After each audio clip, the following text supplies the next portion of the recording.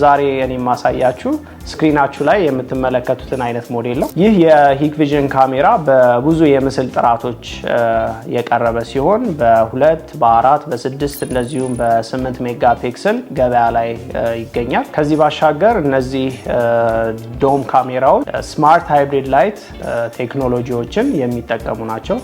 ስማርት ሃይብሪድ ላይት ስንል ሁለት ነገሮች በውስጡ የተገጠመለት ነው።